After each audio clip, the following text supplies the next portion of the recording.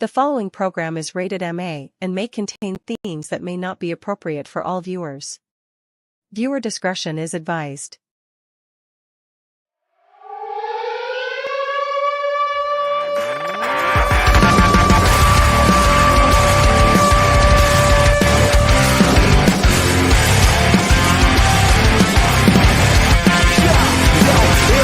On the block, hip-hop trendsetters, the school of hard knocks and that attitude era. Yeah, I just wanted to be one of the best, holding the mic as I'm yelling out D-Generation X. I will remember it. I'll never forget it. We've come a pretty long way.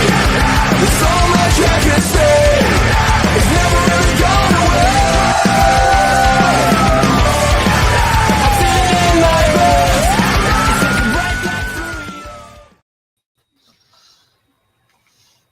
Welcome everyone to the Raw Patrol. My name is Chris Parrish. You're not used to me starting this off, and I'm not either. So we're really doing something different today. I'm here with Bubba Duke, who is not muted right now, but also Chris Best, who now is not muted. Hello. Hello. I was having a bit of a loop. Yeah. Yeah, it's okay, man. So Drew McIntyre is making his way to the ring right now. Yeah, that's right. We're on our way. We are literally into Raw. Yeah, we started at the right time. Mm-hmm. So, how you guys doing? Doing pretty good. Looking forward to seeing what Drew has to say about this whole thing. Been a hot minute since I've seen you guys, so thought I'd come join. Somebody say, Sami Zayn just. I'm sorry if you guys are behind. I keep forgetting that yeah. But also that was a just recapping. Yeah, we got a recap from last Monday where Sami Zayn attacked Drew McIntyre and got a little of the tension running high. And then on SmackDown we had Drew McIntyre talking to the Solo's bloodline and kind of warning Solo that he still doesn't forget the fact that he cost him the WWE Universal title at Clash at the Castle. And then Jey Uso doesn't forget that you took my brother out. So eat my crutch with your face. Did you see when he hit him with that crutch? The rubber part on the top of it almost hit Solo in the face. Well, I mean, it went shooting off it. He had to duck. That was cool. 2 birds with 1 stone, man. Yeah.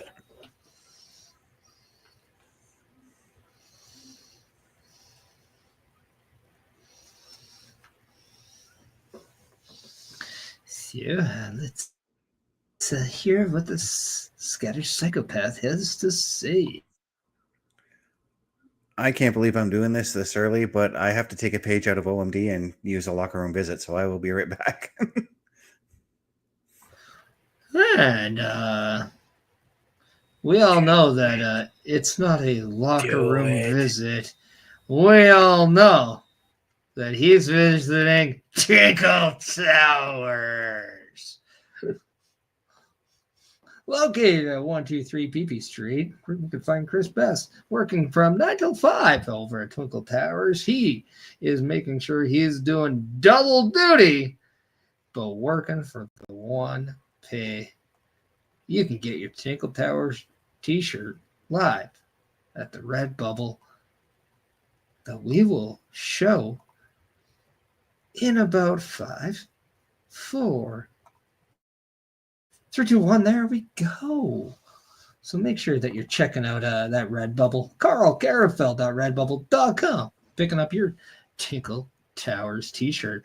And make sure you get maybe 2 to really support the double duty that Chris Best does every Monday night. As we got Bobby Petito coming in. What up, Bobby? Bobby Stats in the house. I have to do it. Damn it, Bobby. Which hopefully, Bobby, you know that's from King of the Hill. That is what Yep. Hank Hill says to his son, also named Bobby. I have said that to Bobby Shark in the ring a few times. Drew's a little upset tonight. Well,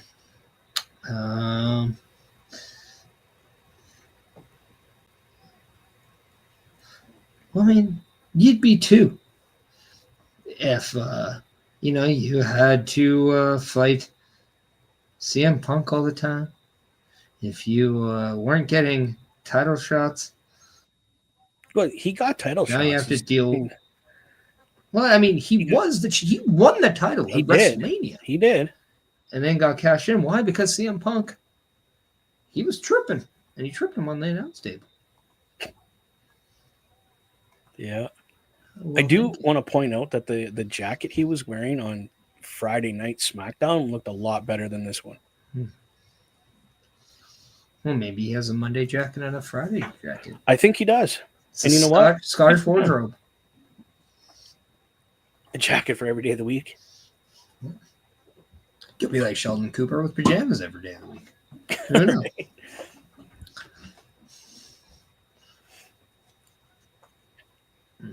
That's funny. I know the countdown is on for the new Raw on Netflix. Yeah. Oh, somebody's coming. And what's going to be fun for everyone is this. And Bobby, we appreciate that. Just like the video, and you could be just like Bobby Bonito, and you can hit that notification bell button if you're on the Turnbuckle Studios YouTube right now. You can hit that subscribe if you're on any of the platforms that allow you to do so. And even if you're on my X, Instagram, or even the Facebook page, make sure that you share, like, and follow all that good stuff. But also spread the word if you can. Let everybody know that the Turnbuckle Studios and Chris Parrish, they're live right now. And they're doing some Raw Patrol right now. Bubba Duke, Chris Bass, Chris Parrish, we're recapping, we're surveilling the wrestling scenes right now. And but for 2 more weeks, we got this format. We have something new for the Raw Patrol in 2025. So, we might even give you a sneak peek of that new logo later tonight. Yeah, Sami Zayn is now in the ring. I don't know if he's trying to talk sense into the crazy Scottish warrior here, or if he's looking to get his butt handed to him right now, because Drew doesn't look like he cares. Oh, I think he will if shots are truly fired.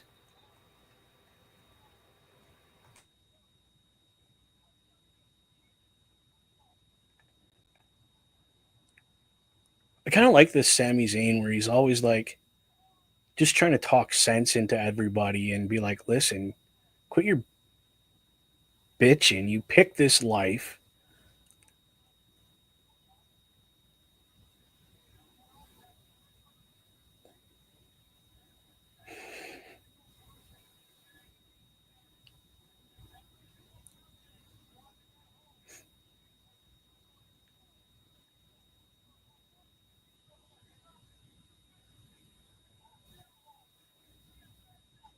Wow.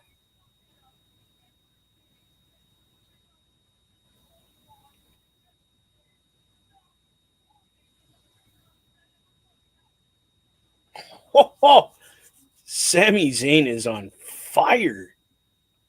Wow.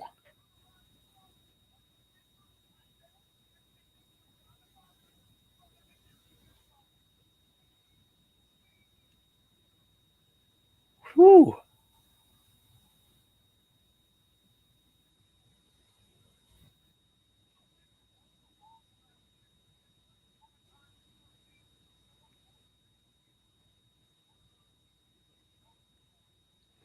Uh-oh. He still gets that thrown in his face, eh? That he was the chosen one.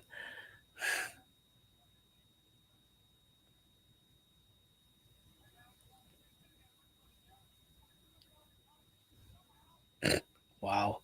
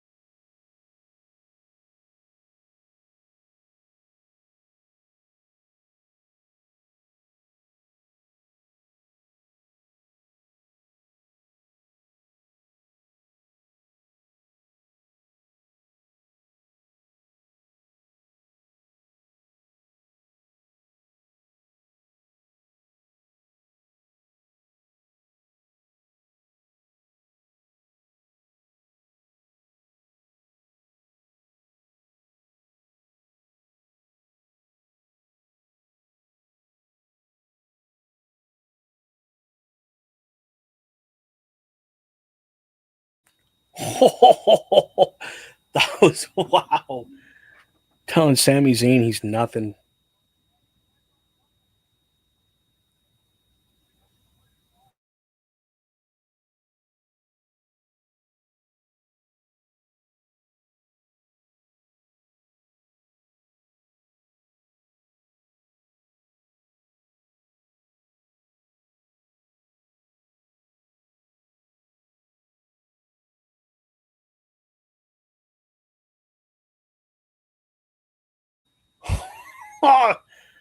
I love the fight Sami Zayn always has, no matter who it is.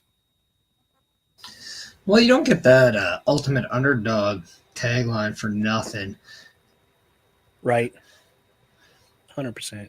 And that's just it. Like when you give the guy a microphone and you're allowing him to be passionate the way he is, and you're allowing him to be relatable like he is, it's why the fans always. What the heck is he doing coming out here? I mean, obviously to protect his friend, but geez. Well, I mean, don't forget that when Jey Uso got attacked, it was Drew McIntyre who said he did the attack, right? Yeah. I get caught up in the moment sometimes and forget that. There's the backstory. And it's like we just talked about it on the I know we did. Again, that's why I'm saying I literally brought this situation up. This ain't Among Us, man. Just follow the chat. Just follow the chat.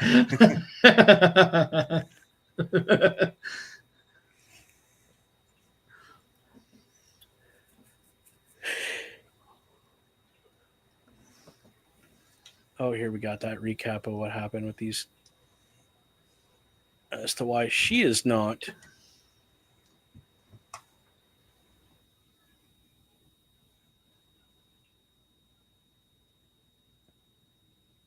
Uh-oh.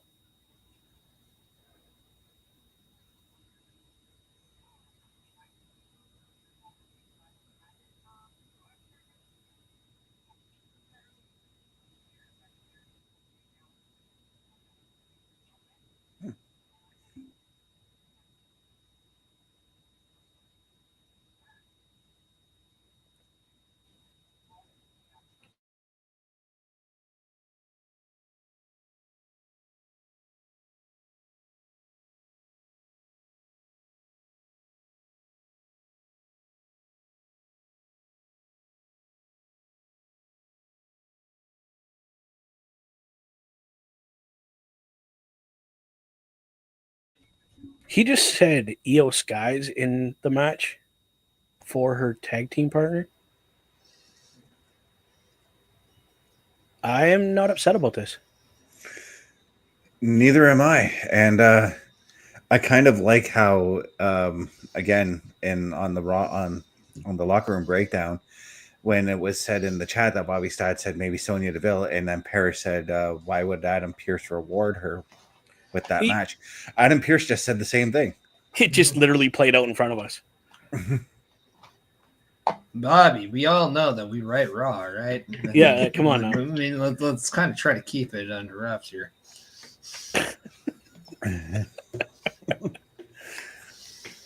Oh my god. But here's my question.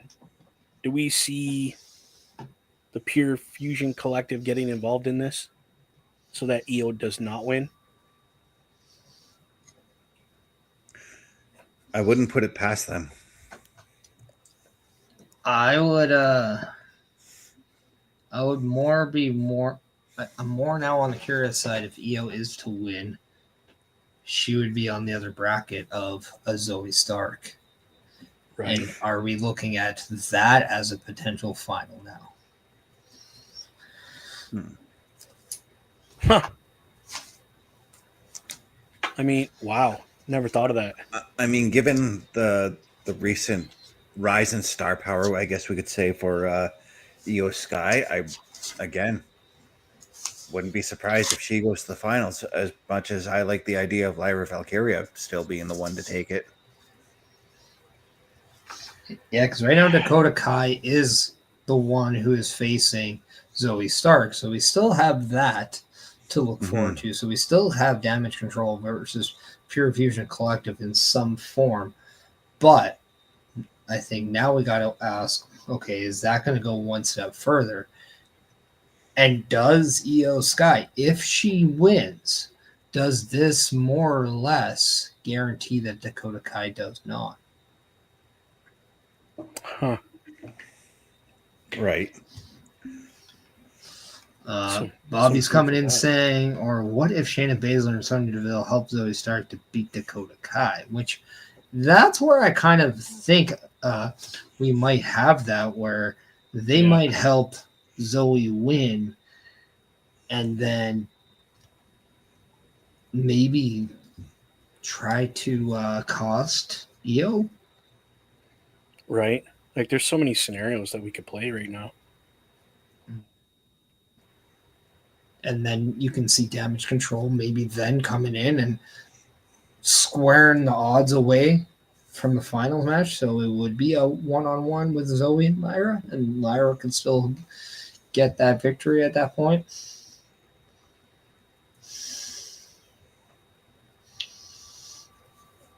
This is the last match in the first round, right? Yes. Okay. Yeah, the winner of this faces Lyra Valkyria. Mm-hmm. So I'm going to assume that next week we get the semifinal matches. At least one, I would assume. Mm-hmm.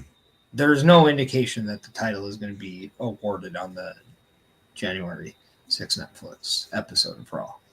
At least not yet, but I really don't think there's a need to rush right now. Like, with what's going on Netflix, do we really think like this is going to be looked as that achievement, that like for the first time thing? I think it's going to get lost in the shuffle with everything else going on. I think it's better off to be given a proper story, a proper build be on its own, headline its own episode of Raw, or even that January 25 episode of Saturday Night's Main Event. Mm-hmm. That could work.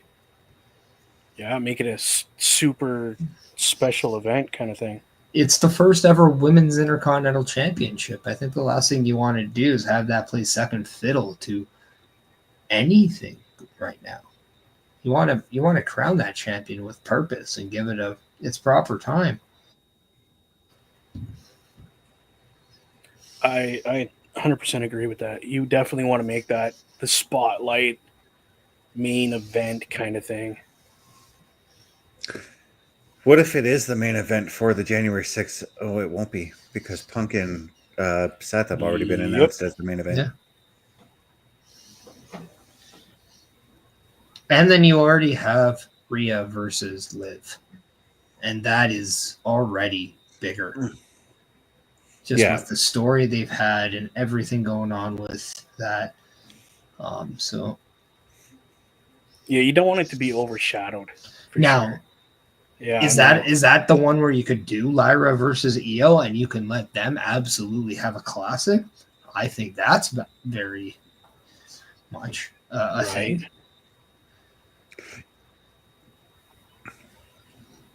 If you want to keep the big thing that's going on Netflix, who's to say that they don't even have the finals on the January 13th episode?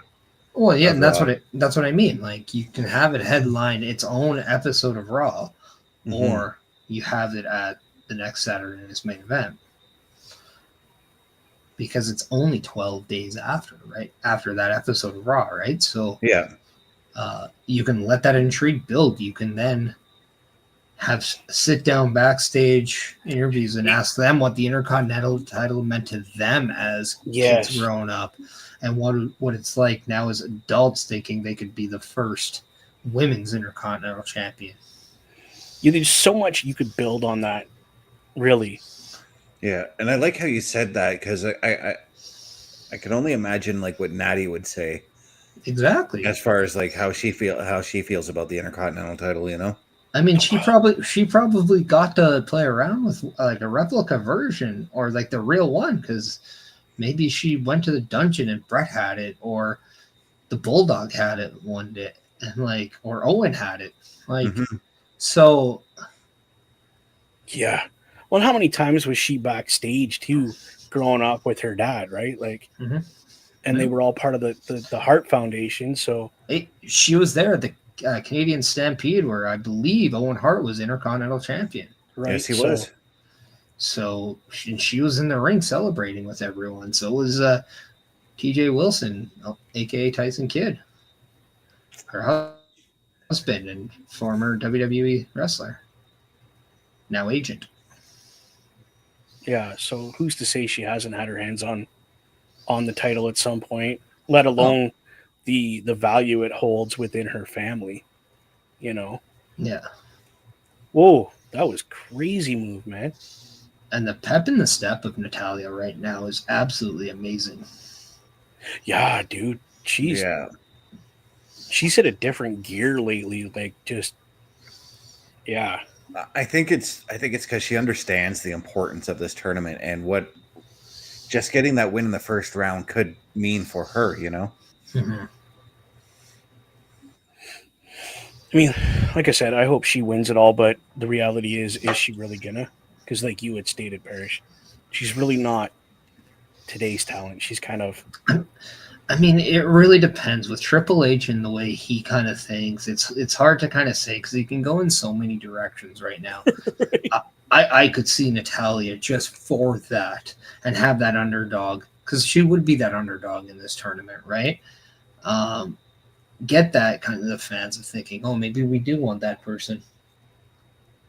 Right. But at the same time, he could be looking towards the future. He could be looking at a Dakota Kai, a Zoe Stark, Io Sky. He's always been high on Io Sky, like ever since NXT. Oh, God, yeah. It would not shock me to the least if Io Sky does pick up the win here. But at the same time, like, Lyra Valkyria as well. But then also Alba Fyre. He's a huge proponent of Alba Fyre and Isla Dawn. So yeah, you can make a case for anyone of who's still in this tournament, including all three in this triple threat match. Right. Because I look at it as, not only are you putting that belt on Natalya, right? But you're putting that belt on the Hearts, period. So you get that legacy and that prestige put on that title with her holding it for shit. She could hold it for 2 days and it'd still give it that, you know, that baseline of a true superstar held this title first. Not saying the rest of them aren't, but with her pedigree and everything that goes with her name on that title, you know? how ironic is it we're talking about the history of the Hearts, the pedigree of the family name, Right. Triple H is in charge, and one of the biggest reasons to why the Hearts almost were a foreseeable task in WWE was because of Triple H at one point. Yeah. Just the irony and the full circle of all that, only to see now what this means. And I think a lot of people, especially if you watch WWF, WWE now, you always had fond memories of the Intercontinental Championship. Oh, God. And I think just from a company standpoint within, they probably look at the women's Intercontinental title a little bit more of a homegrown, even though, they are the ones that created the women's United States title. It was not a homegrown championship. The Intercontinental Championship is. And it would also be cool, too, if Natalya won it for the sole point of, the very first men's Intercontinental champion was Canadian. Come on. Yeah. I mean, that's, you know what I mean? There's the history. But at the very least, we got the first ever United States champion, so suck it up. We did. We got, Chelsea Green, yeah. Just thinking about that, because we all know that that Pat won the Intercontinental title in Rio de Janeiro. So imagine if the finals for this match took place on a Raw in Rio de Janeiro. I mean, that would be pretty funny. I don't know if they're going there anytime soon, though. I know, but I mean, I see where you're getting at. That would be pretty sweet, but the likelihood, slim to none, closer to none. Yeah. I love the thought, though. Whoa, that was a. And we also have to remember that this episode of Raw, it was pre-taped and it is taking place in Boston, just like last week's episode was. Yeah. So when we do see the New Day out, it is going to be in front of Kofi Kingston's hometown. So, with the heat that he has, I don't think that matters. I think they'll boo him right out of the building again. No, but they might allow them a chance to talk. So I'm curious on that end. So I am curious on that end. Going back to the match here, I'm taking a look at like what Io Sky is wearing, and it is definitely a nice little nod and a tribute to a missing Damage Control member in Asuka. It is very colorful, eh? Like a very It is very much what Asuka would be wearing. Totally. Well, it could be like a gear back from their times of tagging with each other too. True. Because I know the Kabuki Warriors was Kairi Sane, but Io Sky and Asuka did briefly tag a little bit as well. Oh, what the heck? That's an interesting submission. What are we doing here? Oh no way. Is she gonna do this? I hope they both top out. That'd be great. Oh my goodness. I've never seen this before. Oh, she's done you this have many times, man. Two people? Oh yeah. It's a typical spot it's a spot she almost always does in every triple threat match she's in. Oh wow. You're just a multi-person match. Mm-hmm.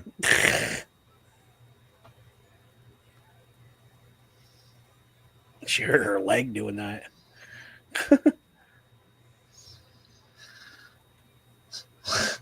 Well, as much as that didn't look comfortable, I mean, I have seen Io Sky's body get bent in far worse positions in a wrestling match.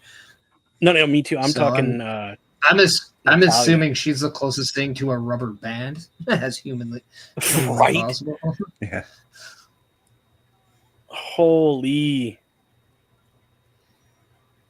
I state again, gentlemen, superstars, not divas, not knockouts, superstars. I mean, they are knockouts, but they are superstars. They are professional wrestlers, and they're vying to be the first ever Intercontinental Champion.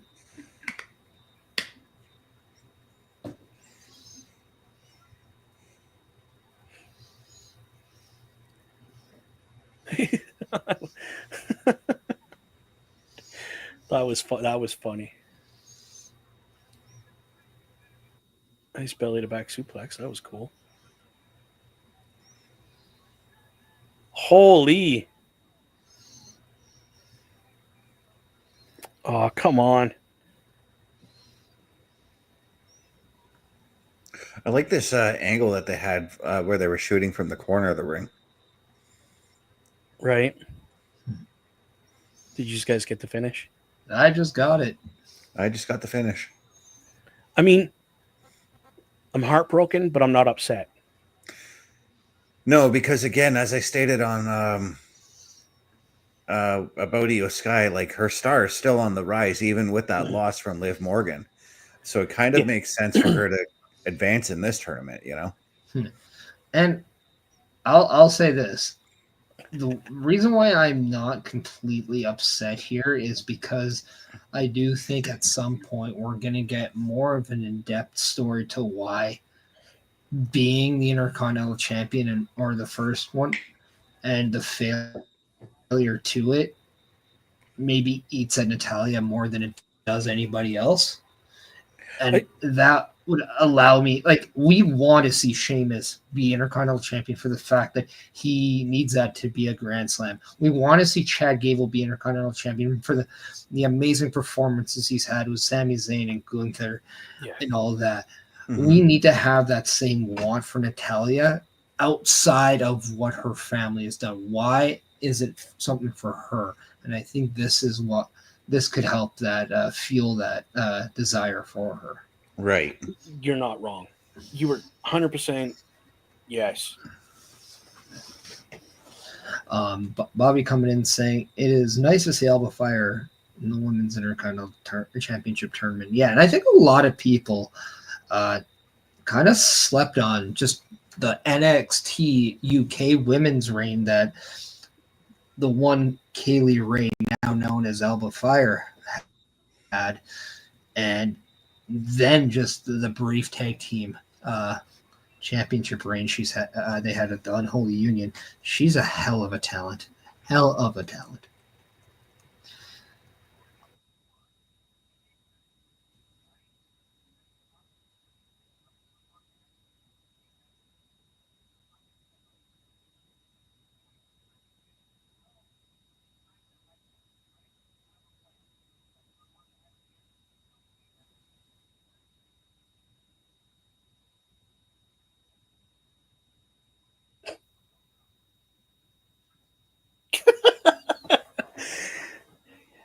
You know, things have gone sideways when the Irish guy is praying to God.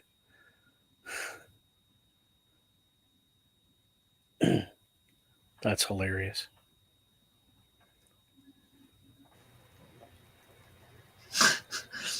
Just when you thought like JD McDonough, you're wondering what the use of him for is, he really is kind of the heart of this Judgment Day right now. Yep. Yeah. Like, he really is. What is this? Probably a commercial. This is that movie I was talking about.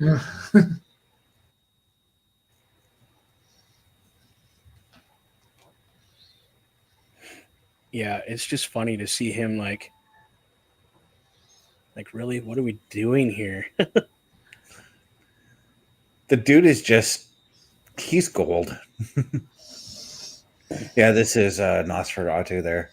There we go. Thanks for letting everybody know what you're talking about, as right. They were probably like, what? A movie I'd like to go check out for sure.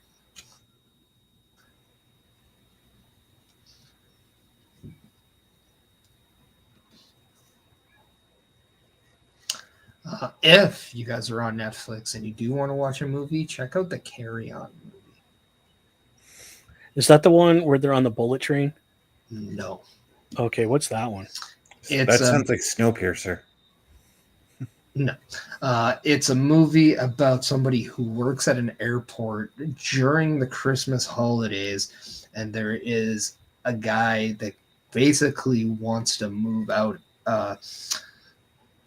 He pretty much wants him to move in a bag that contains things that would not necessarily be allowed through the TSA. And if you guys remember Phone Booth, the movie, it kind of gives you similar vibes, but it's in an airport. I watched that one. He puts his earpiece in. It stars, why can't I remember his name? But he was in Horrible Bosses. He's in Ozark. But kind of the comedian. Bad Words. He was in that movie. The name just escapes me. But then also, if you guys remember, if you remember the movie based on Elton John. Yeah, the guy that played Elton John, he is in that movie as well.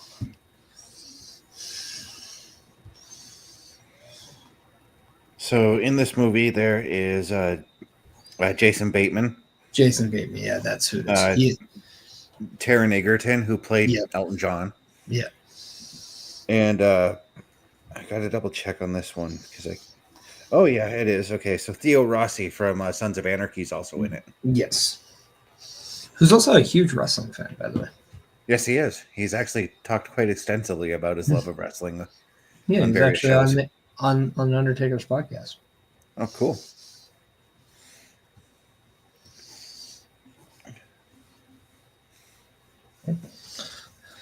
Bobby, we're very happy that you always enjoy watching the Raw Patrol. We always love doing it, and we always love having you aboard. Hopefully, you're all set for the Christmas holidays and Wednesday. Hopefully you're on the nice list. And hopefully you have the best of cookies set up for him. Because anything else would be uncivilized. Yep.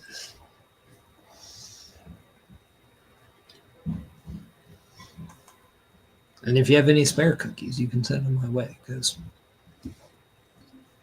I like cookie. I was waiting for that. Seriously, guys, he perishes literally a cookie monster. I had milk and cookies yesterday.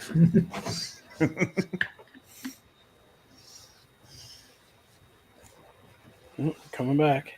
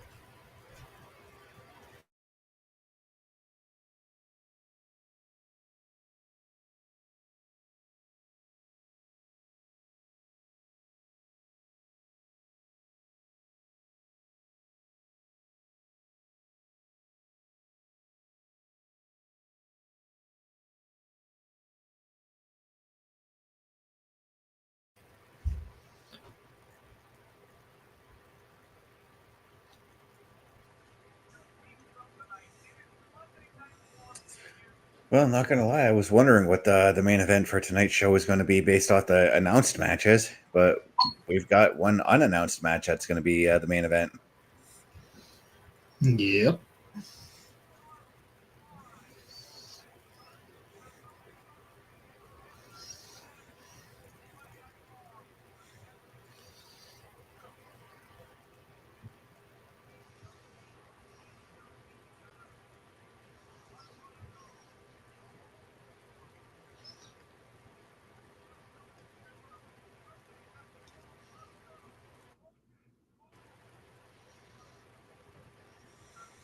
That new WWE headquarters looks absolutely disgusting. I badly want to go see that and go check it out.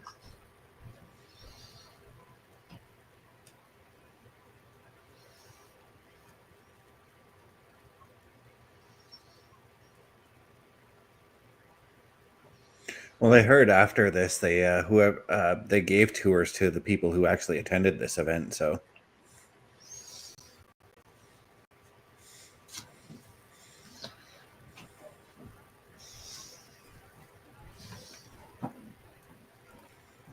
to be fair, I wouldn't mind actually taking a tour of the building myself.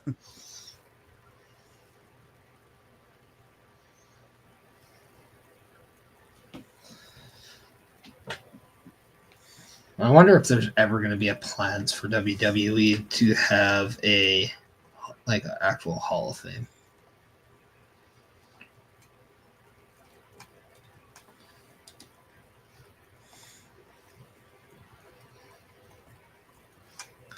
The Bulks are saying he called it with EO. And then Bobby's saying, hey, Bulk. Because right now we're getting a little recap of the WWE headquarters kind of, I mean, what would you call that? Kind of Netflix. It was more of a hype show, really. Yeah. Basically what the Las Vegas thing, like press conference, maybe. Mm-hmm. Or the kickoff show they do like the day before a SummerSlam or something like that, you know? Well, I was going to compare it to the one in Las Vegas with The Rock and Roman and Cody and all that. Yeah. But yeah, the recapping what happened there, especially the heat that was between Seth Rollins and CM Punk, as we're now getting Gable and the rest of American Made coming down to the ring to set up that match against Akira Tozawa.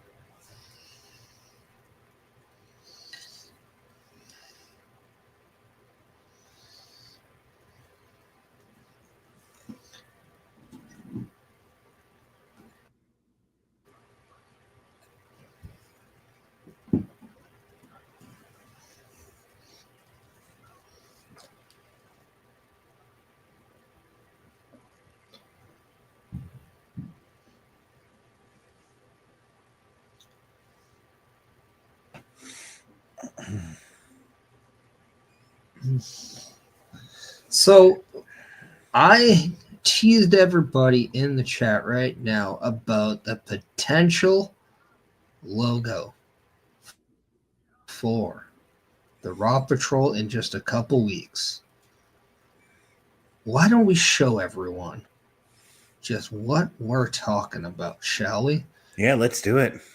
In 3, 2, 1. Bam! Such a beautiful logo.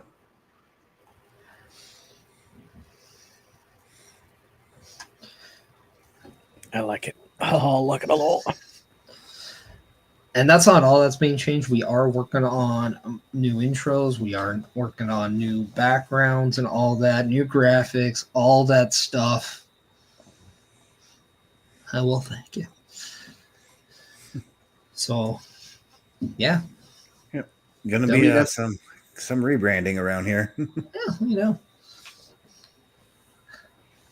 Gotta throw out the old and in with the new.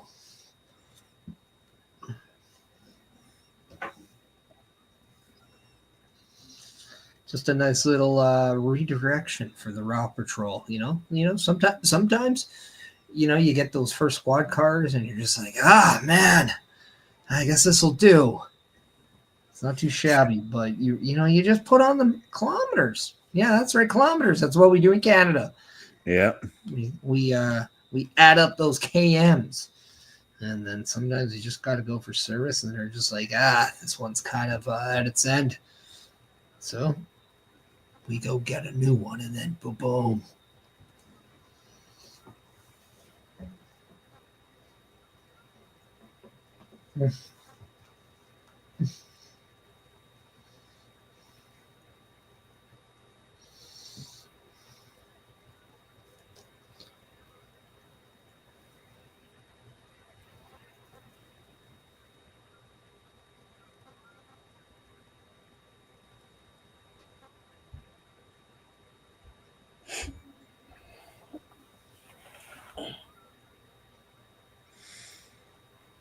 And Bobby Stats is coming in saying, Chad Gable wins tonight. And I feel like Alpha Academy needs to go to a different brand now. Maybe SmackDown or NXT. Yeah, I think SmackDown for sure. I do not see Chad Gable being on NXT. I do think we got that tease with him and Cody Rhodes just a couple weeks ago. Putting Chad Gable in a position of being in a more main event picture could be a great idea, but then also now with maybe kind of getting that route to the US title for American Made, that might make a lot of sense too. Yeah, and another thing too, and talking about the tag team division on SmackDown, of course, DIY has the tag belts, but there's a part of me that wouldn't mind seeing the Creed brothers take on DIY for those belts. Yeah. Well, and then just kind of go in that as well. We also could see Ivy Nile challenge for the U.S. title as well. A title very apropos for American Made. Yeah.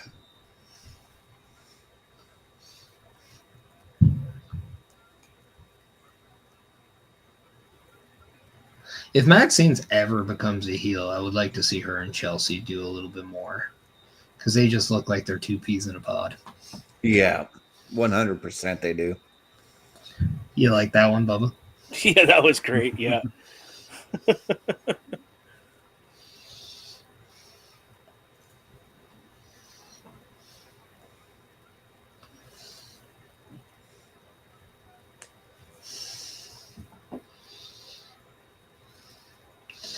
I mean, a tag team, I wouldn't be upset with her. Like, if she was ever to turn on Tozawa and Otis, Pretty Deadly would be the team I'd like to see that. And then she can kind of restart that Maximum Models kind of stuff, but like, or Maxine's like model agency or something. Hey, yeah. MMA? Yeah, come on. Yeah, let's do it. Yeah. We'll leave your eyes in submission. We'll tap out your fashion sense with Pretty Deadly's summer line. Come on. Yeah. Yeah. Then you do vignettes with them like modeling on the beach and all that kind of thing. Well, I mean, the musical. You got to get the musical done too, right? Yeah. Make it the entertainment agency. Oh, that slap was terrific.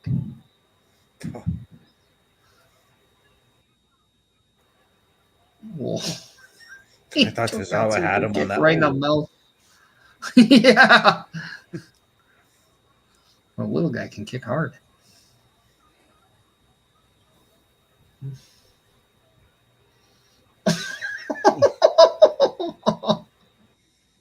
Oh, Jesus.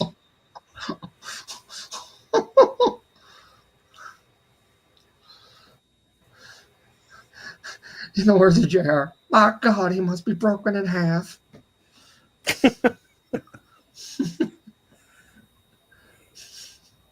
That was a quick match. I did not expect this match to be a double right match.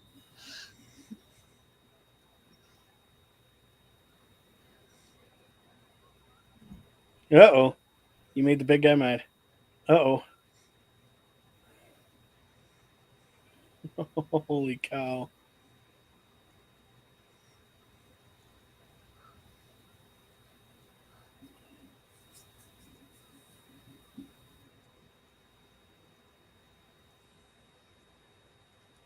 Uh-oh.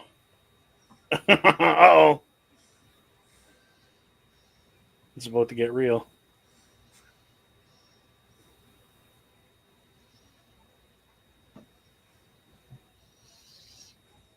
I mean, I'm not going to lie. I kind of want Otis to team up with Tank and Hank at NXT. Right? That's a team that makes sense. Oddly enough. And I don't want to see them feud with Gallus. Come on now. I just want to call him Juggernaut every time I see him. Well, I don't think you'll be able to use that. I think that the term Juggernaut is going to be used for someone else. No, but you know the comic book character? The X-Men character. Oh, yeah. Yeah, that's what he looks like to me. Just put a helmet on him and, like.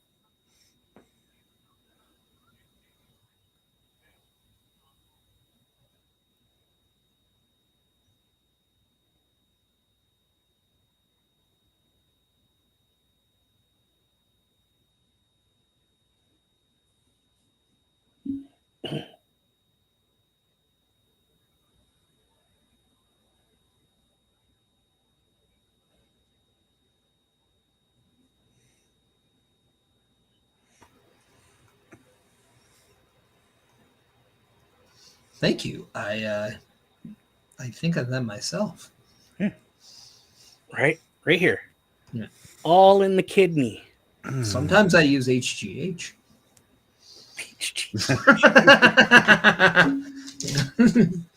The good thoughts, are from steroids.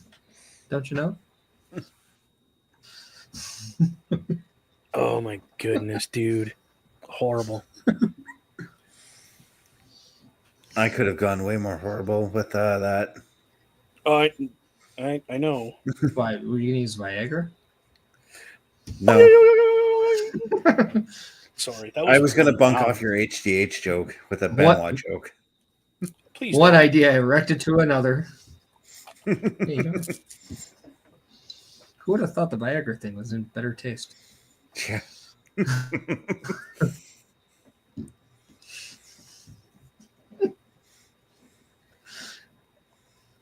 Yeah, that's what you get when the boss isn't in town.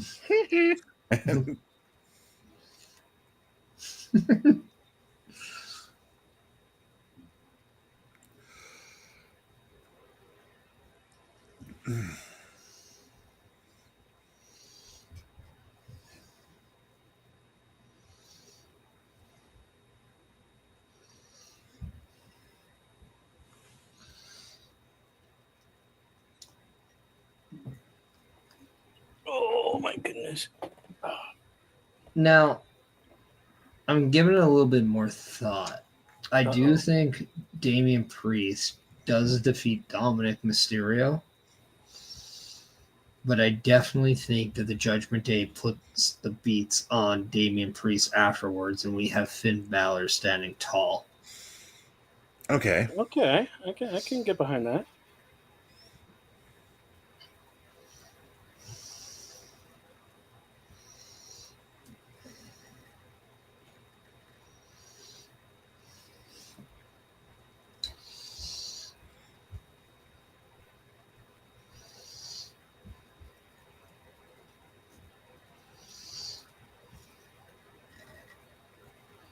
Oh, okay. They did swear on that.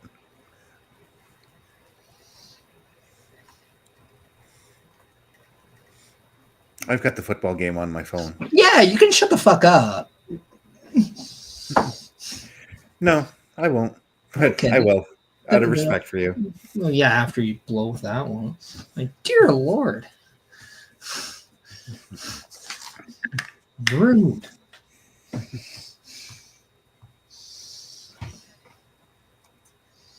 Also, this is the one thing I'm gonna love about WWE going to Netflix.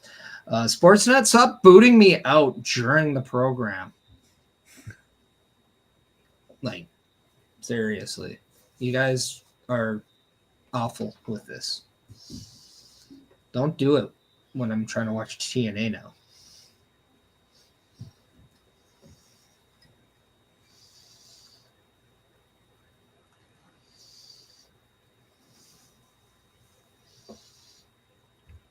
Of course, it's the guy didn't want to get a touchdown. Good old fucking Monday nights, Thursday nights. Everyone that I don't want to get points, I have to get points. On YouTube, make sure that you put Not For Kids on the sound. Say I was in a good mood watching Raw, and then you have to say something about the game, and then that just diverts my attention. See what you do? Yeah. Just wanted to get your thoughts on what was going on in the game. That's all. Oh, yeah. I got a commercial that says, Chris Bass, be quiet.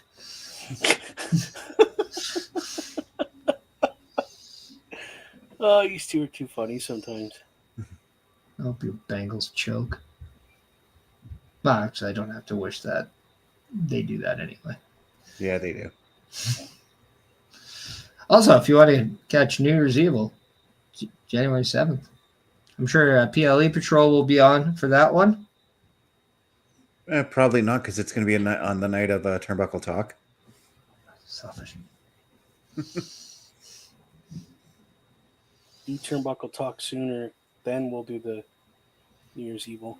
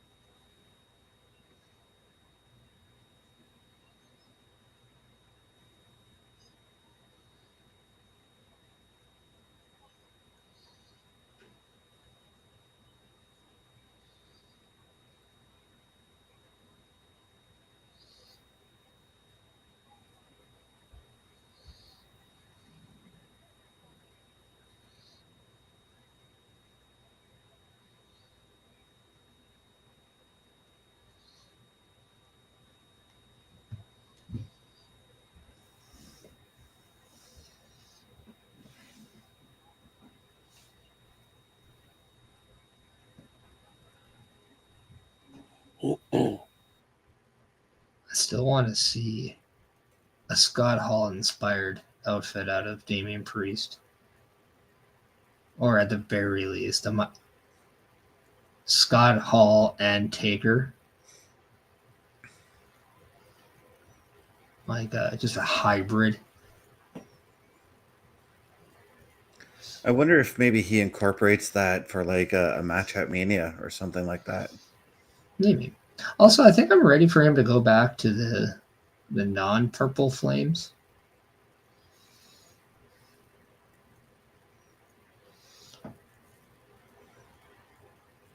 That's also something I'm kind of curious too. Are we gonna see like so many people like get new graphics for when it goes to Netflix and in the new year?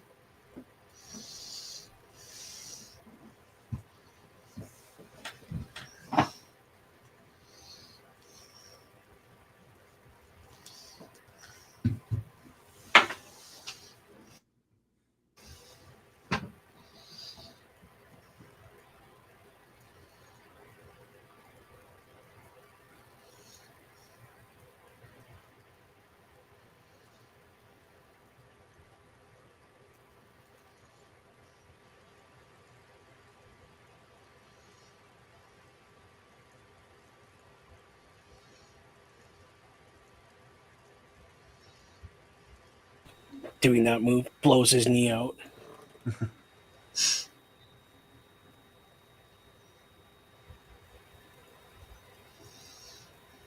I feel like it's been forever since we've seen a torture rack, though. Right?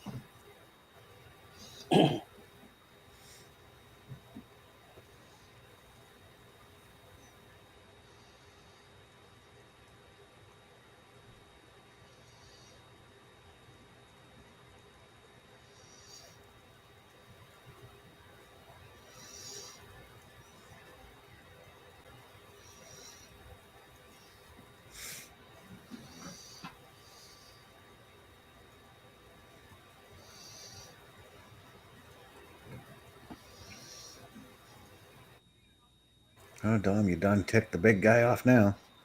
Right?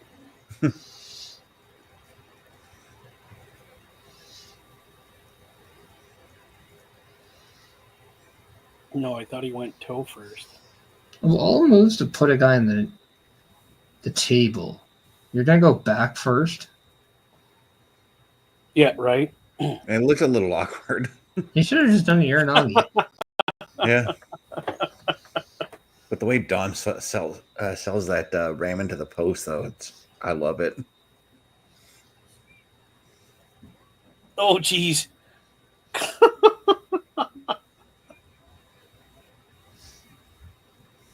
Oh, that's funny.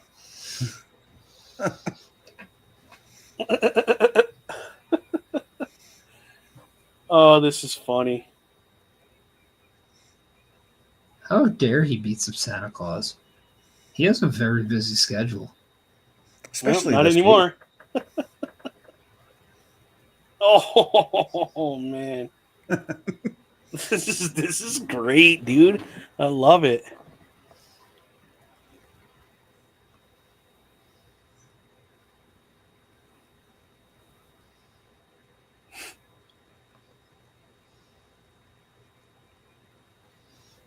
Oh, this is funny. Okay, where's the 2 freight trains?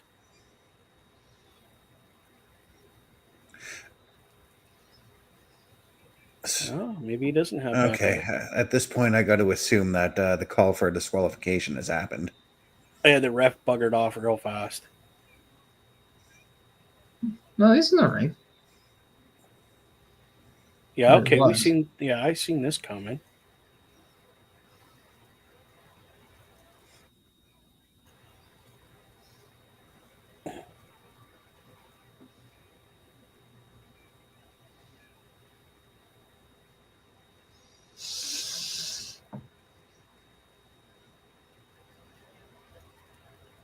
Holy cow. I want their vests, man. That is cool.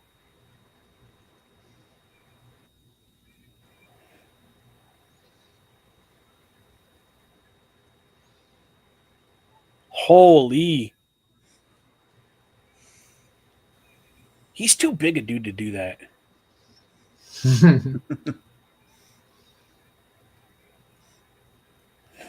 Holy. Wow.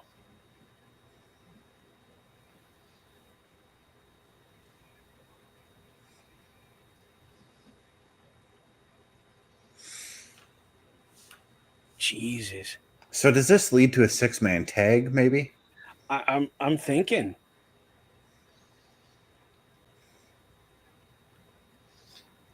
I mean, I don't see how it can't. I would say. Okay, I have an idea here. Uh-oh. 6-man for Netflix Raw, January 6th. Damian Priest and the War Raiders versus Finn Balor, JD McDonough, and Carlito. Why not Dominik? Because he wasn't in the tag team. Okay. Plus, he'll be busy with the Liv Morgan stuff on that night. True enough. But whatever team, if the team with the War Raiders and Damian Priest win, then Judgment Day does not get a tag team title rematch. And Damian Priest gets to choose a stipulation for a match against Finn Balor at Saturday night's main event. If the Judgment Day win, then not only does Finn Balor get to choose the stipulation, but then also they get a tag team title match on the next week's episode of Raw. Yes, please. Take my money here. Just take my money.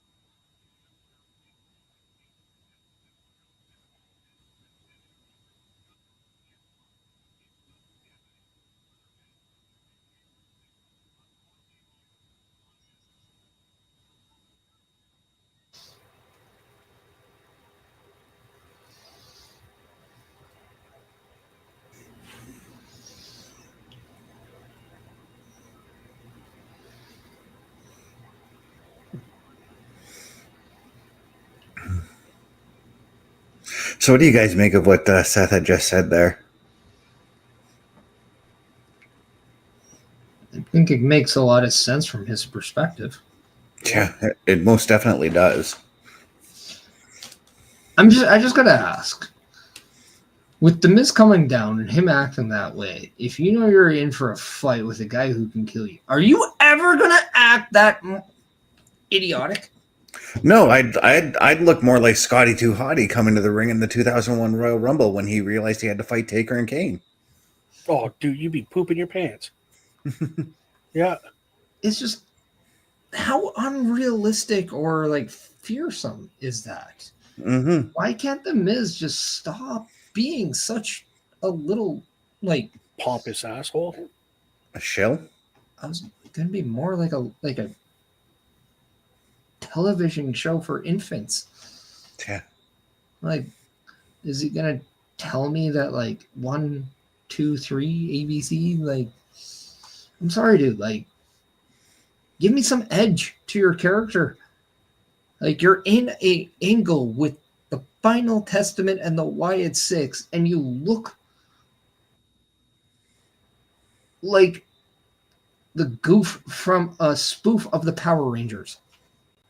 And not the good Power Rangers, like the low budget one.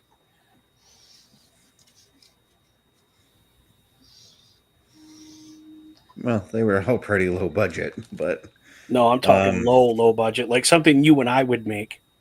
yeah. Like no budget Rangers. I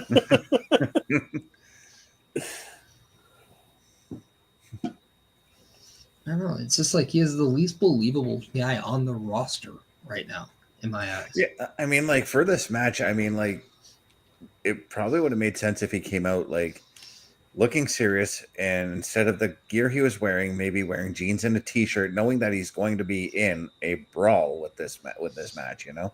I just don't understand why he's wearing snowboarding goggles. I don't get that I never either. understood that.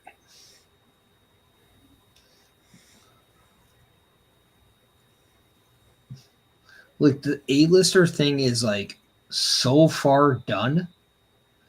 Like, there hasn't, like, you're not even making Marine 10. Like, try something else. He hasn't made a movie in years, so I know.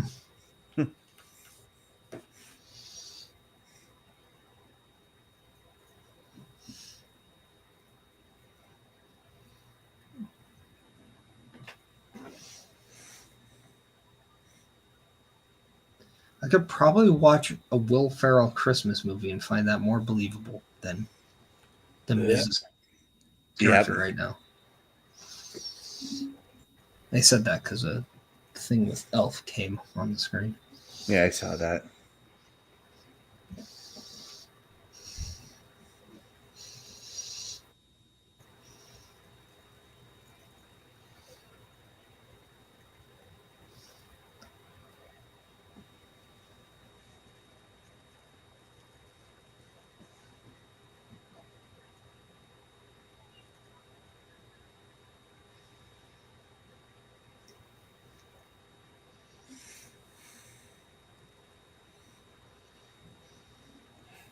Coming back.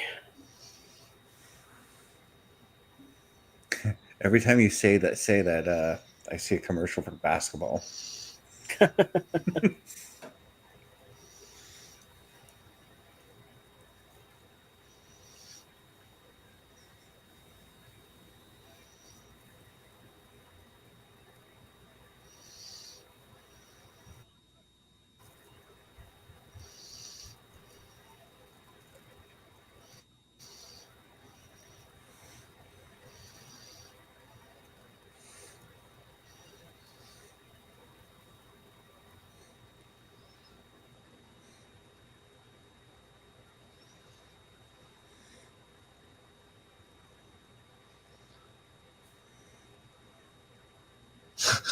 I just want to know how the ref didn't assume something happened. Right, there's white shit everywhere. Like, Right? I don't think there was like a small bag of powder there. I think he got a Costco pallet size and just tossed it. Right. Right. Like,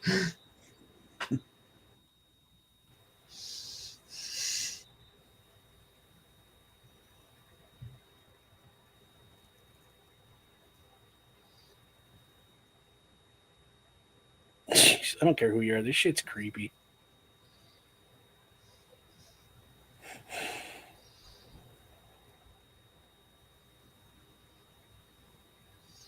His hair looks like Chinese noodles. Yep. And I kind of want Chinese food now. Yep. I forgot how big a dude he is. Holy. Oh, yeah. Oh, you think, how long has it been since I've seen him on any programming? And then he comes out looking like something out of a Rob Zombie fucking movie. I could actually literally see Dexter Lumis being in a Rob Zombie movie based off this look. Right? Like, it's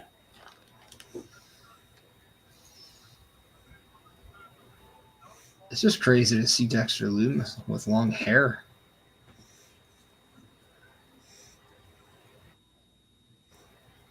Jesus, he's a big dude. I remember when Raw was in Edmonton last, and we actually had The Miz and Dexter Lumis almost like together at one point. Right? Yeah, wasn't that when like Dexter Lumis was like stalking the Miz? Yeah. Yeah, that kind of led to the breakup of Ciampa and Miz too. Mm-hmm. It was about the bag of money. I was gonna say I don't think we ever got got closure on that, did we? Yeah, we did.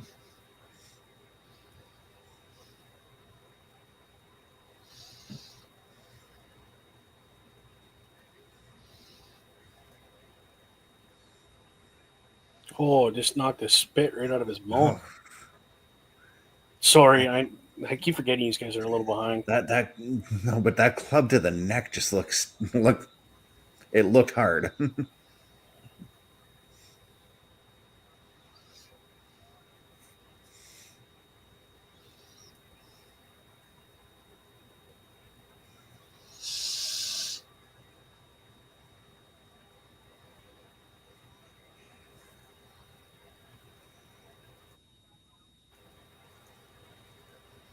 Dexter Lumis channeling some inner Stone Cold right there. Right.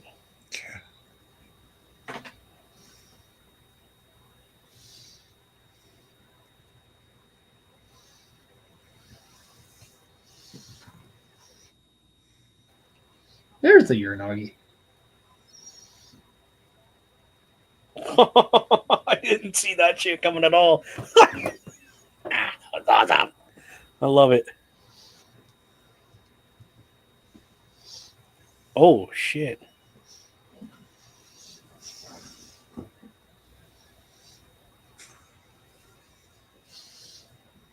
Just stage dived on the AOP there. Yep.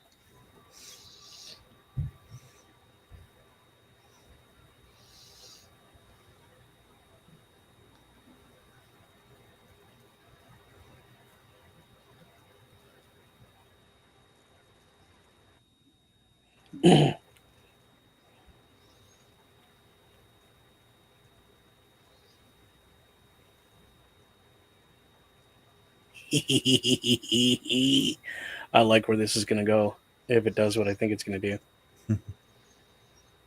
Oh, yeah, baby.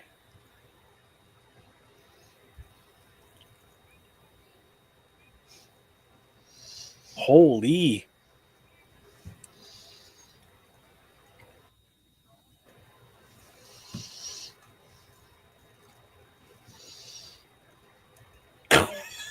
Holy crap.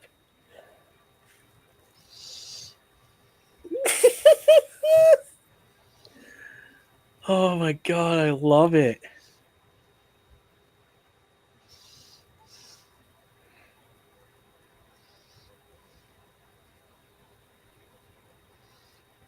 Dude, that was awesome.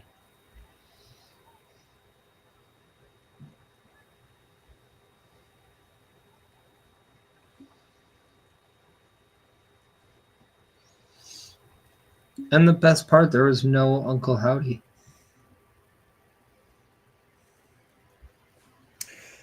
Yeah, that was actually interesting.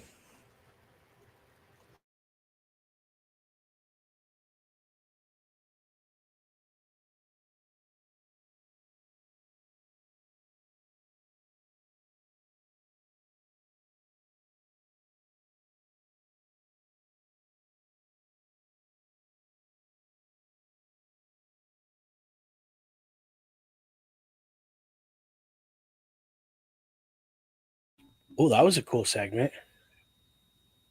Okay. So the alliance has been made official.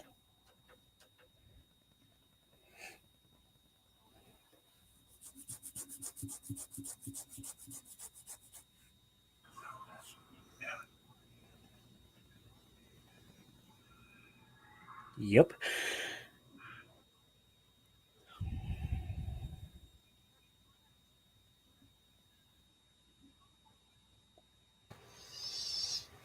Another little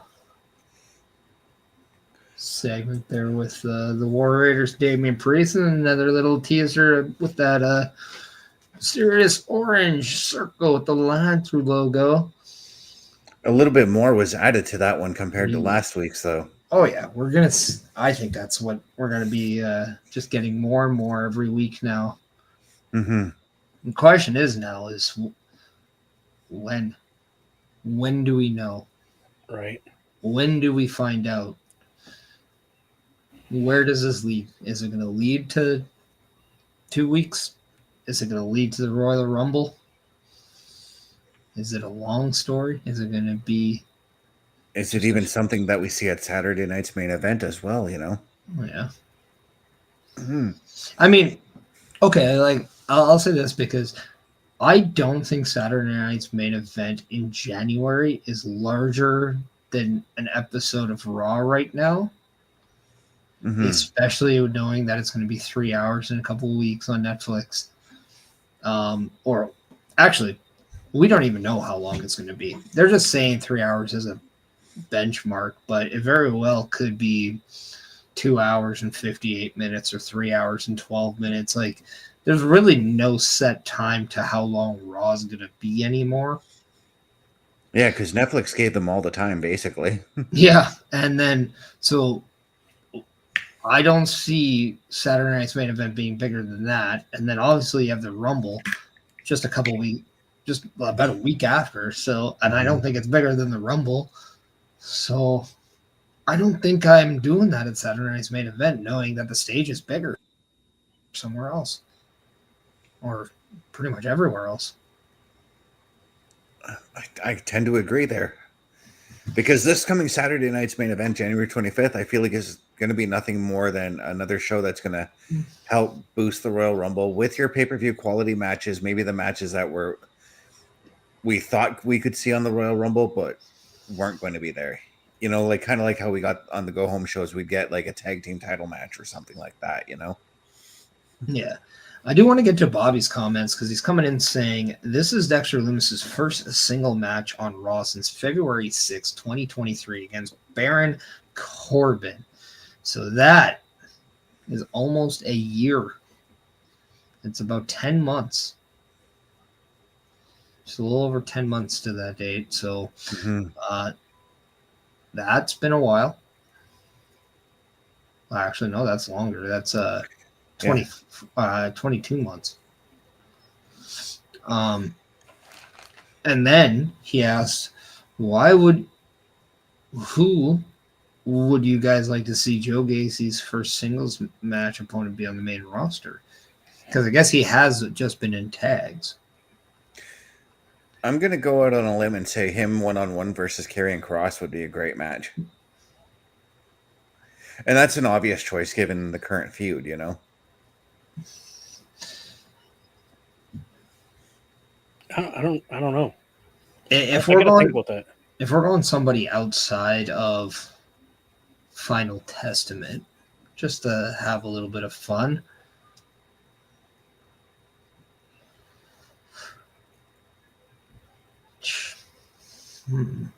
right? Chad Gable. Yeah, oh yeah, him and Chad would put on a hell of a match.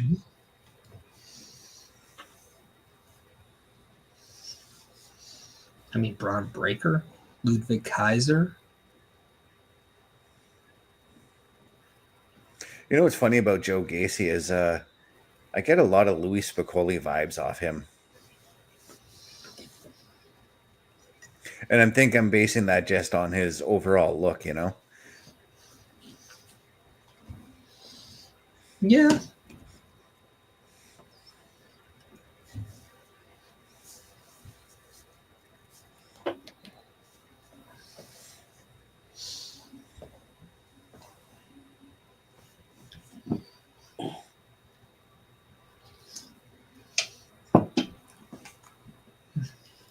speaks. Bobby saying Joe Gacy versus Pete Dunne or Jey Uso. Also good choices.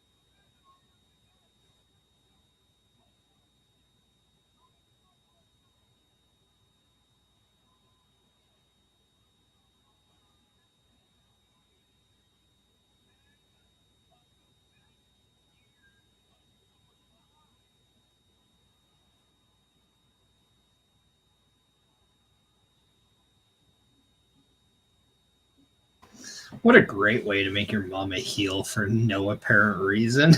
Right. Just throw mom under the bus. Guys, just so you know, it's my mom's fault. She's right there, front row. She made me this way, so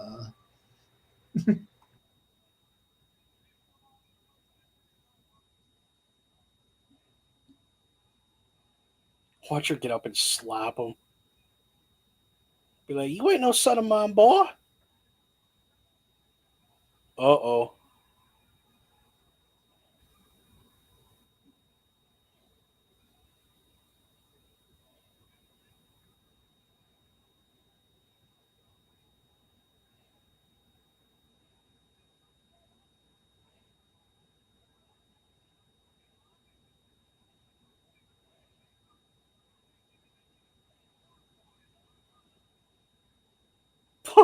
That's awesome.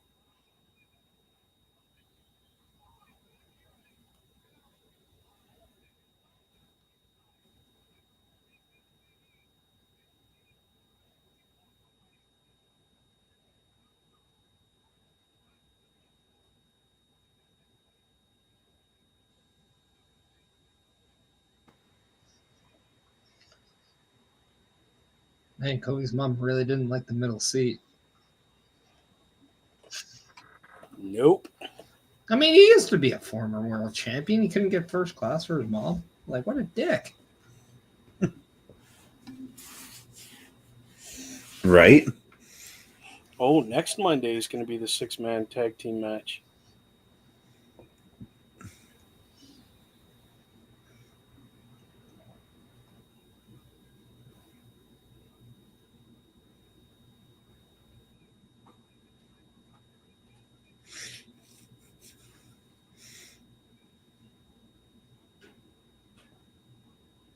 Wow.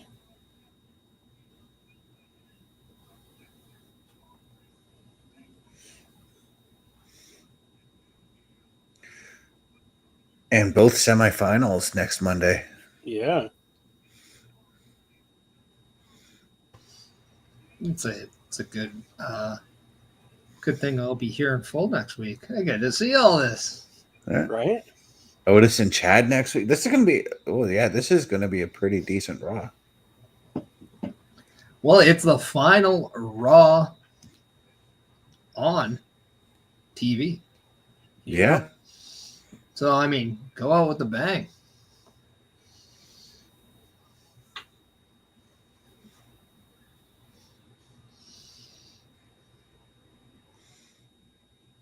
And it's main event time. It's time. Nice try at your Bruce Buffer there, Bubba. I tried, dude. I really did. It's Monday night's main event. Ha! Ha! I kind of like that for a potential title for a future Raw Patrol parish. I may use it if I'm allowed. Nope. Copyright. Okay. He's like, right. nope, I copyrighted it. Yeah, you fuck. Good luck next time. When he says stuff like that, you got to go dibs. That's mine. I will give you the perfect one for 2 weeks, though. Yeah, go right ahead. I've been trying to figure out a title for that one. Netflix and slams. I like that. I like that. It's PG with adult tones to it. I like it. Oh my God.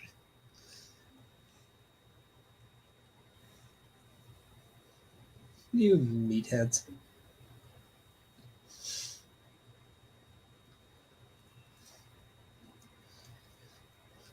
I love the fact that the Saints are playing 53 men who probably aren't starters. I mean, that's a little much. They do have a couple, but dear God, our team is so depleted right now. Your coach looks very pissed off right now. It's because he, unlike the one that put him in this like shoehorn of a hole, actually cares. Yeah. But I mean, he's just, unfortunately, as much as I love him, he's not going to be the head coach next year. I like what Bobby said. Netflix Patrol.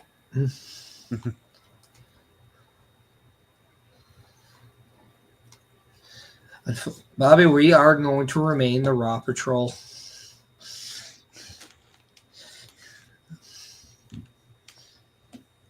They're really hyping this. It's great. But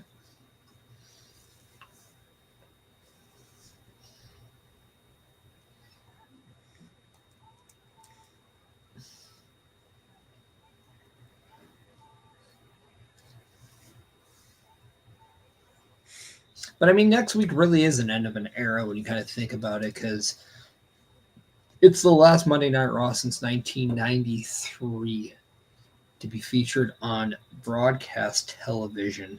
Yep. As we head to the streaming platform that is Netflix.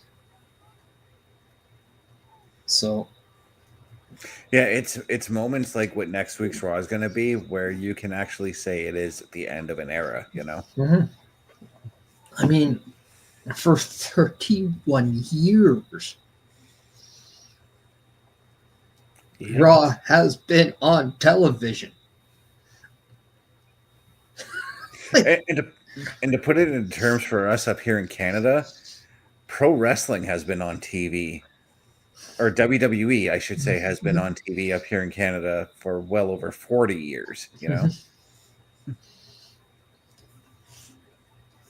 I mean, not consistently, though. Not like every week, but yes. No, because we've had Raw preempted because the Maple Leafs had to play a game. Well, preempted doesn't mean that still doesn't happen, though. That's just a local. Yeah. But no, I just mean like back in like the before Raw, like it wasn't almost like there wasn't a show every week. It was almost every month or like once a month or things like that. Like,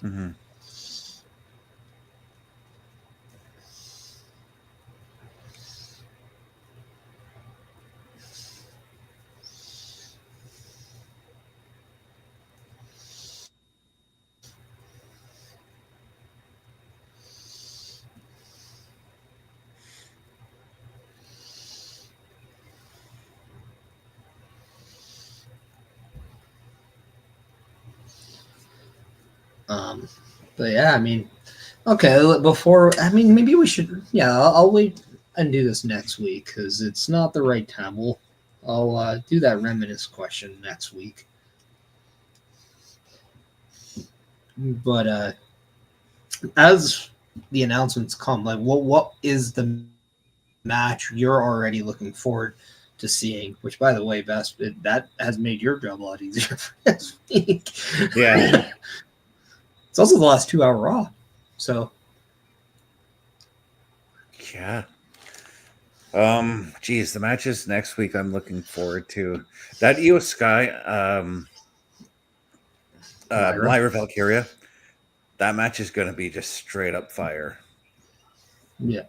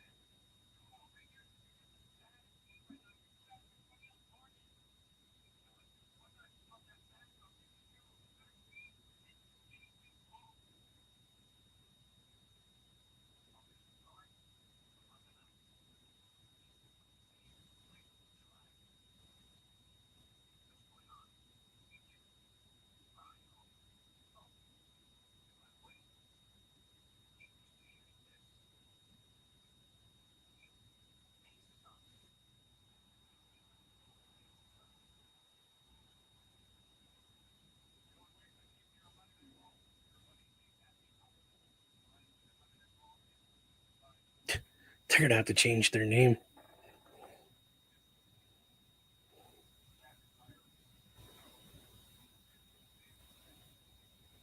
What I love so far is they haven't said anything about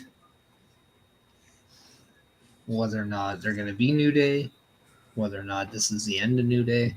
They're just leaving it kind of up, right? And like letting everybody's opinions kind of be what they are. Yeah, and while the crowd has been chanting "New Day sucks," they've actually been being introduced like on WWE's website. The announcers have been saying it as Xavier Woods and Kofi Kingston. Yeah. Right. Yeah.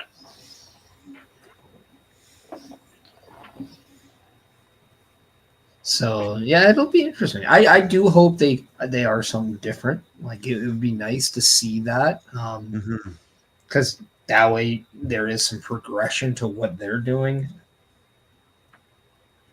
Because New Day really, as far as I'm concerned, technically is the three of them. Yeah. So.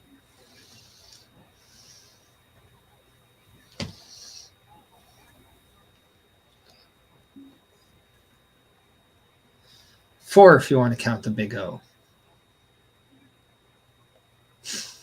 Yeah. Kevin Owens was accepted. He was.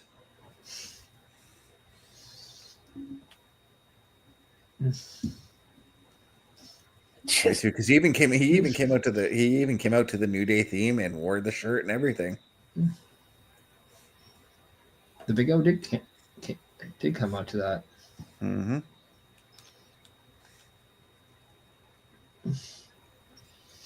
I mean, it only lasted for a second or two, but I mean, what a minute it was, right? But But speaking of coming fast, Sami Zayn is unloading on Drew McIntyre in the corner right there. Yeah. We got a hot start in this match and nothing but pure aggression and pure physicality. And this is kind of what you wanted to see out of Sami Zayn. What do you think, Bubba? I'm just glad it's not a squash match. It's actually going to be a match, not just my guy Drew McIntyre running the ring with him. Well, I mean, when was the last time you saw Sami Zayn in a squash match? Exactly.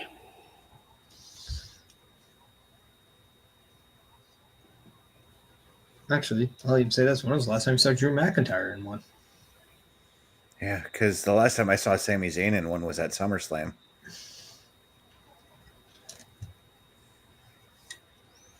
I think it was SummerSlam. Yeah, it was.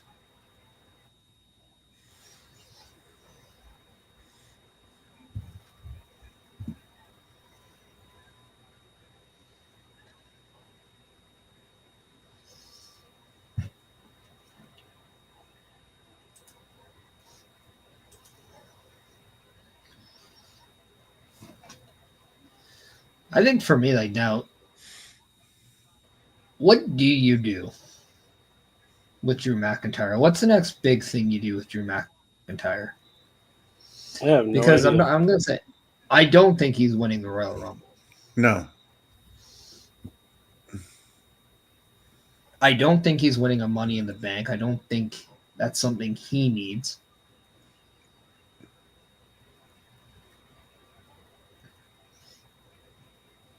Plus, I don't think he's, I mean, everyone kind of forgets the fact he won it last year. Right.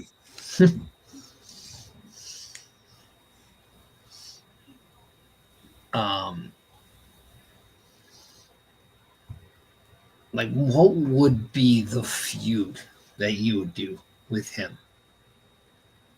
Are we talking like basically after he's done with this whole Roman thing, essentially? Well, I mean, the Roman thing could be whatever, but like, it's. I'm kind of gearing up. This is like he may or may not be on Raw in 2 weeks, Right? like part of the Raw roster. I mean, and that's where I'm leaning towards with who I'm thinking it could be. And As am I. And yeah, like we all know he's not facing Roman Reigns at WrestleMania. Nope. No. Solo. So I don't think it's him in Solo either. That's where I'm going with him. He's going after Solo. Could we go Jacob Fatu? Could we do Gunther? We could. Oh. But I'm basing my thought depending on how the trade window goes. And I'm looking after WrestleMania, actually. And I'm thinking we go to Drew and Cody at some point. But that's not the next one. Right. That was my question. What is the next big feud for? Like I said, him and Solo. And then you move him into like a Cody or, something like that. I mean, I do like him and Cody at some point. Mm-hmm. Because Cody did tag with Roman. Yeah. There's that. I wouldn't even dislike him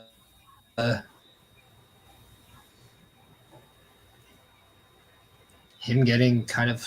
I mean, obviously, I want to see him and Kevin Owens kind of. Yeah, I was going to say, what about an alliance between him and KO? But at that point, I still don't see a tag team thing there. Yeah, it'd be just an alliance, a couple tag matches. Unless you're doing Cody Rhodes and Randy Orton versus Kevin Owens and Drew McIntyre. Ooh, there's a good one. And then it makes sense. Mm-hmm. What about him and LA Knight? Well, going back to Parrish's tag team idea, I was going to say that's something you can do at the Chamber,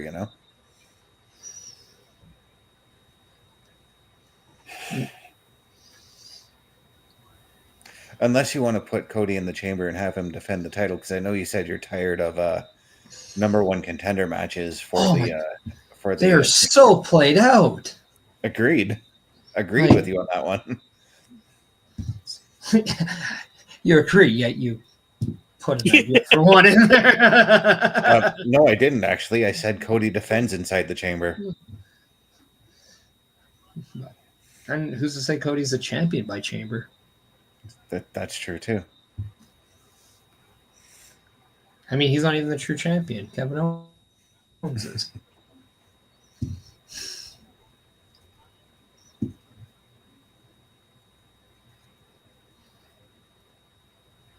Also, I'm going to give Sami Zayn a shout out. I don't know why, but I like the new gear. And it just looks different. Mm-hmm. It doesn't look like baggy pants. But it just fits him. I mean, as it did fit him. I'm sure the seamstress knew the measurements, but it doesn't seem out of place. It suits him for the character he's doing right now, you know? Oh, beautiful tilt-a-whirl. Right? There's only one person who I thought did a more beautiful one than him. And that's Dean Malenko. Yeah. Oh, fuck. Did he ever do a good one?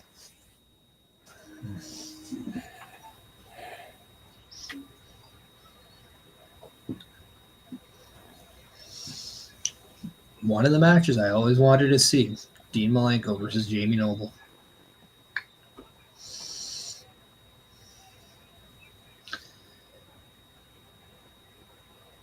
Trying to figure out if we ever got that when they were in WCW together, but I don't think so. No, because by the time Jamie Noble was in WCW, that's kind of when he left for the WWF. Oh, yeah, Malenko was on his way out at that point. Yeah.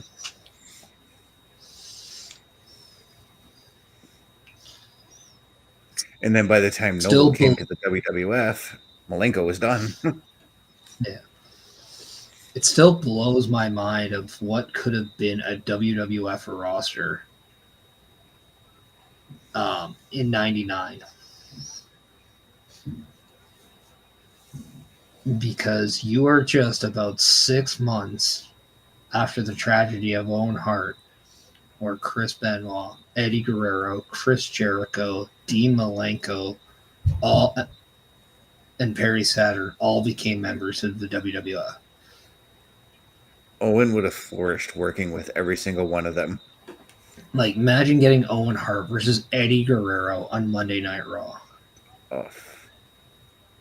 Jericho versus Owen Hart. Chip Benoit. Well, especially, it's just, wasn't Benoit's last WCW match against Brett? Yep. Yeah, because he won the title that night, and then he dropped it, set him out.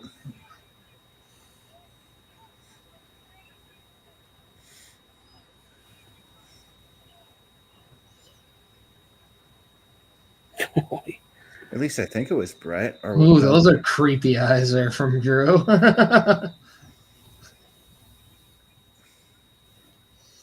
Somebody's going to take an image of that, and it's going to become a meme. Oh, yeah. Do you Netflix and chill more than this guy?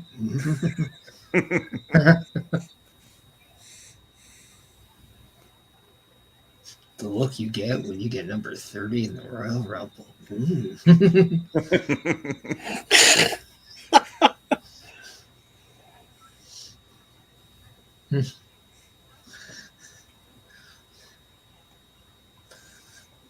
The look you get when you go to affiliationprogram.my.canva.site and you get to see the beautiful programming that is Turnbuckle Talk and the Turnbuckle Affiliation Program.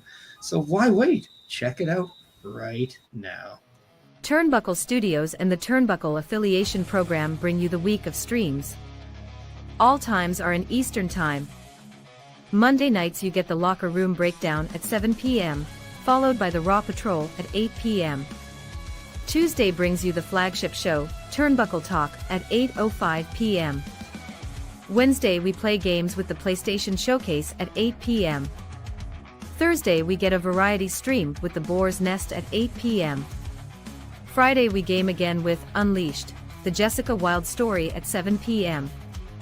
Following the game, join us for the SmackDown Security Detail at 8 p.m.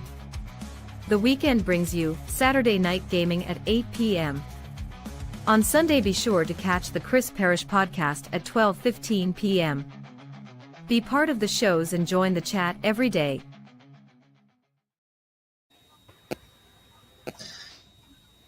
And that's what you can look forward to and more if you become a member of the Turnbuckle Affiliation Program. And you could very well have a show on that calendar.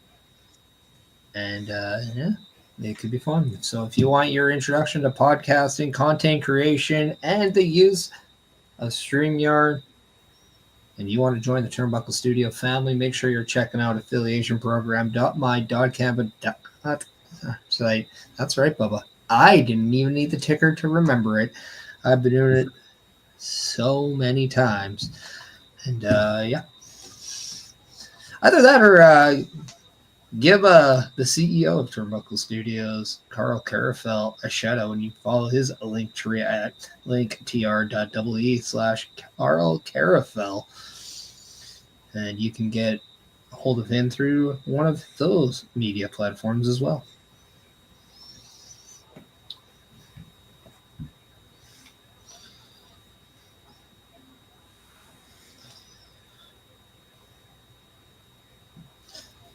And since we're kind of nearing that the time, also remember hashtag Aldo Montoya for Hall of Fame. 100%.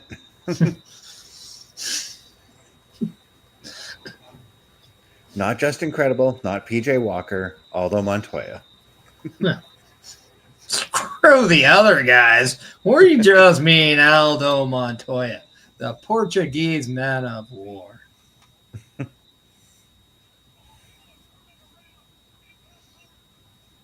Because we're back from action, so that was a perfect amount of time wasted.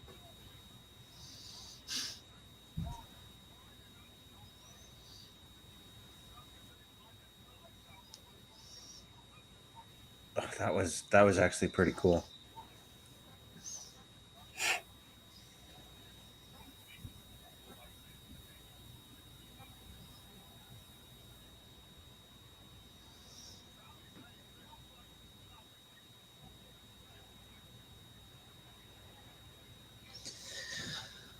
Also, breaking news, as per his own X account, Dustin Rhodes has officially re-signed with a multi-year deal with All Elite Wrestling. Boo. But congratulations to him. I know he's very happy there. I know he does a lot of work with his with the school tonight for a factory over there as well with UT Marshall. So a little bit of faith that maybe the next generation of AEW they're in good hands with Dustin Rhodes. Yeah, with him, nobody else. In that whole leadership.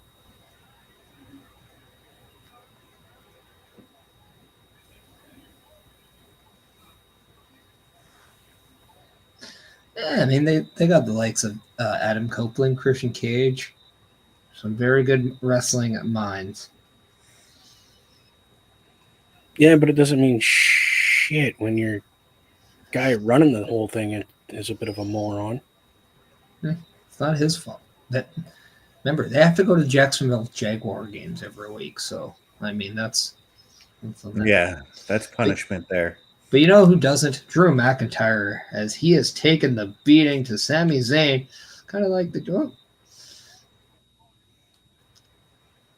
As I say that, Sami Zayn's like, I gotta prove you wrong.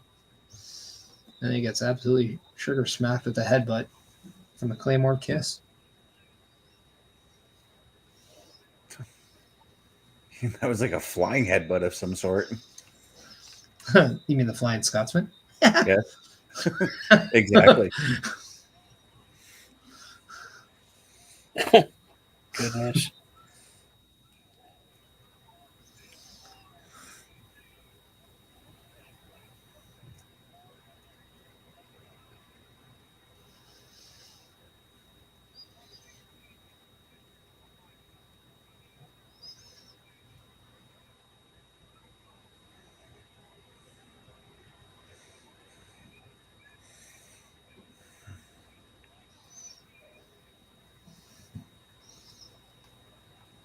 Oh, snap.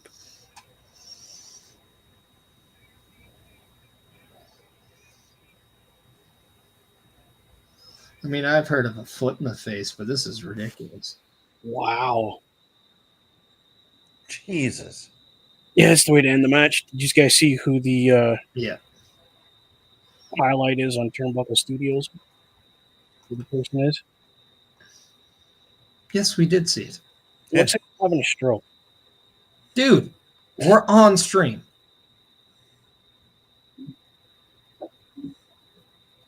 Not a very good picture. On stream, dude. I know. So I'm happy he's on it.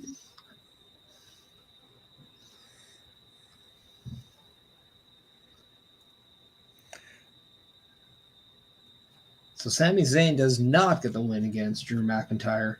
Still remains unbeaten. His face does not remain unscathed. Oh. Ouch.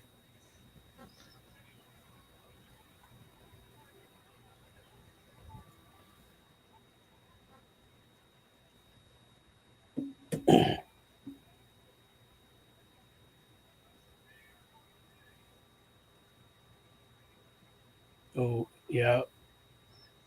I sort of figured this was going to happen. Jey Uso's on his way out and is attacking Drew Oh. right now. What? What?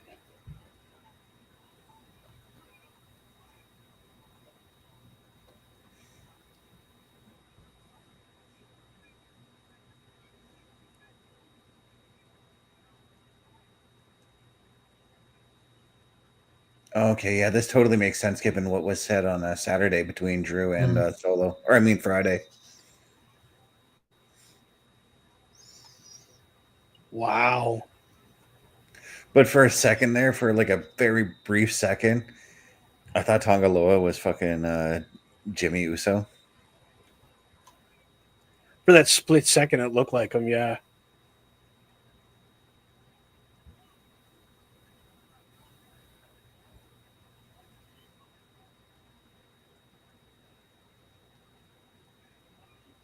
Oh.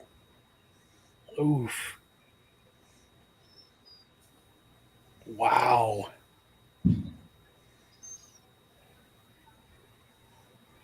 Phew.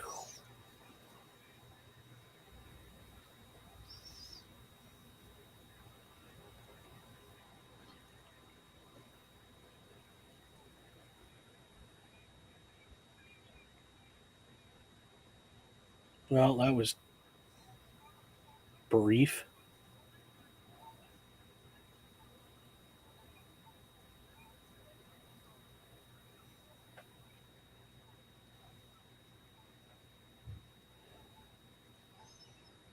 Wow.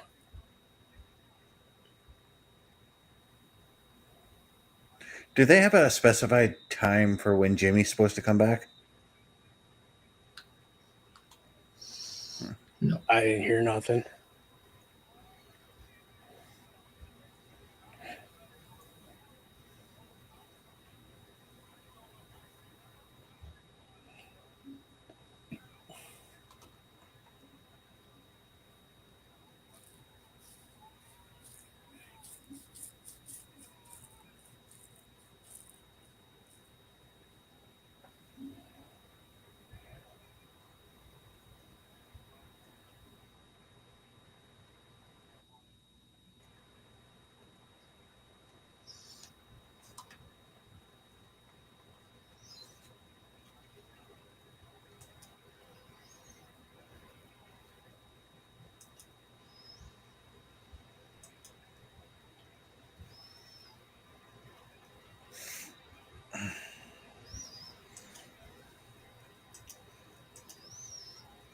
mean, that's one hell of a message to send to Roman Reigns. Jesus. Right? Holy.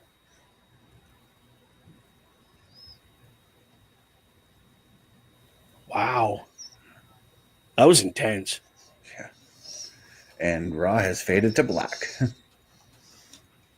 Jeez. So that was Monday Night Raw. What were your guys' final thoughts? Overall, even though we did know that there wasn't going to be very many major stars, a very enjoyable show. Yeah, again, it hits the mark where it needs to. Mm-hmm. It got accomplished what it needed to get accomplished to continue storylines. Yeah, no, definitely. We got a lot of kind of information about what's to come. We now know our final four in the Women's Intercontinental Tournament, as it is Dakota Kai versus Zoe Stark. We got Lyra Valkyria versus Io Sky next week in the semifinals for the inaugural Intercontinental Women's Championship.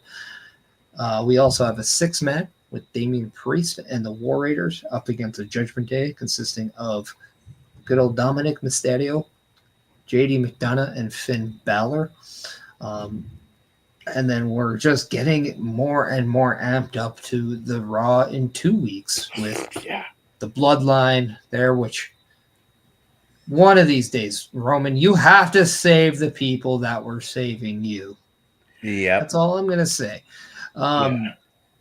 But also, could we see an alliance, whether it's short term, between Drew McIntyre and Solo Sikoa? I mean, could make Drew's chase to go through the original Bloodline that much easier. Well, it's.